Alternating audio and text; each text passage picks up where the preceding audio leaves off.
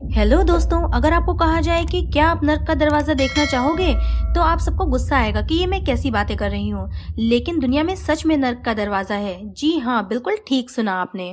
Located in Turkmenistan, Karakum Desert, Darvaza gas crater is a burning natural gas field collapsed into a cave near Darvaza, Turkmenistan.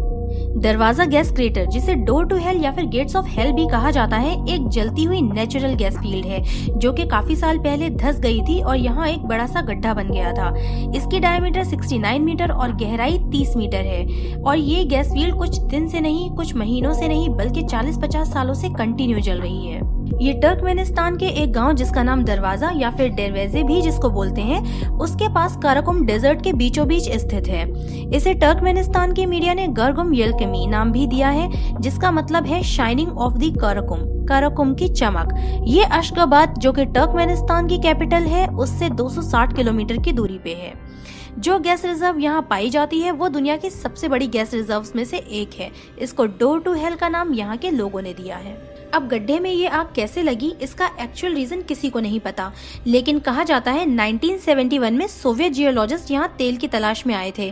Drilling करते वक्त यहाँ की जमीन धंस गई और एक बड़ा सा गड्ढा बन गया और इसमें से नेचुरल गैसेस निकलने लगी। अब जिन्हें नहीं पता तो बता दें कि नेचुरल गैसेस वो गैसेस होती हैं जो कि जमीन के अंदर या फिर समुद्र के अंदर पाई जाती हैं।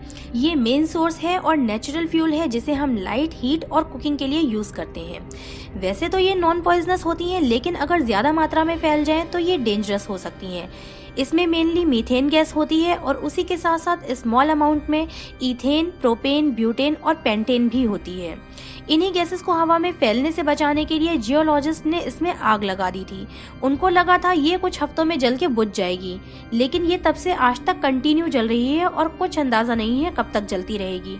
पर इस बात का कोई सबूत नहीं है कि ये आग सोवियत जियोलॉजिस्ट द्वारा लगाई गई थी। कुछ लोकल जियोलॉजिस्ट का कहना है कि ये गड्ढा 1960 में बना था और 1980 तक यहाँ आग नहीं लगाई गई थी। हालांकि दोनों ही बातों का कोई सबूत नहीं है। यही रीजन है कि ये पब्लिक के लिए एक मिस्ट्री और टूरिस्ट अट्रैक्शन बन चुका है और ये वाइल्ड डेजर्ट कैंपिंग के लिए बहुत प्रसिद्ध है। लैंडसेट 1 सैटेलाइट द्वारा ली गई इमेजेस शो करती हैं कि तब से अभी तक इस एरिया में थोड़ा बहुत चेंज आया है और आग अभी भी जल रही है। अप्रैल 2010 में टर्कमेनिस्तान के प्रेसिडेंट गुरबांगुली बर्दीमुहामेडोव ने इस साइट को विजिट किया था और इसे बंद करने के आदेश दिए थे, लेकिन किसी रीजन से ये उस टाइम नहीं हो पाया। जाहिर है इतने सालों से जल रही आग को इतनी आसानी से तो नहीं बुझाया जा सकता। इस क्रेटर को National Geographic series die trying में भी दिखाया गया है।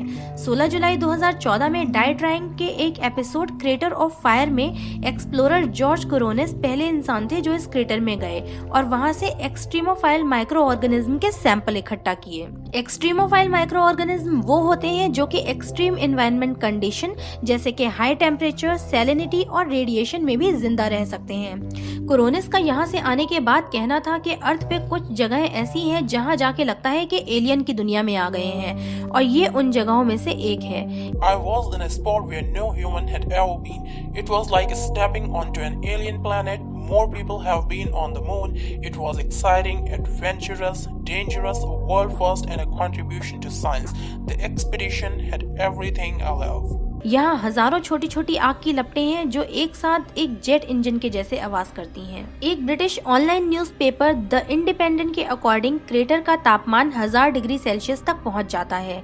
इसकी एक एडिटेड इमेज भी रिलीज की गई थी उस टाइम आने वाली फिल्म गॉडजिला की पब्लिसिटी के लिए।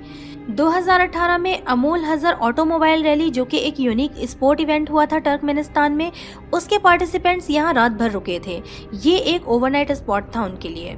जनवरी 2022 में बर्दीमुहामेडोव ने फिर से आदेश दिए हैं कि इस आग को बुझाया जाए। इसका उद्देश्य है कि यहाँ बड़ी मात्रा में जो नेचुरल गैस इतने सालों से जल रही है और वेस्ट हो रही है उसे इस्तेमाल में लाया जा सके और एनवायरनमेंट और पब्लिक की हेल्थ पे इसके प्रभाव को रोका जा सके।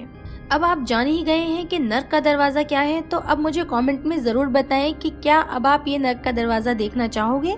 Thank you for watching. Video पसंद आया हो तो लाइक एंड शेयर करें और इसी तरह की अमेजिंग नॉलेज के लिए चैनल को सब्सक्राइब करें एंड बेल आइकन हिट करना ना भूलें।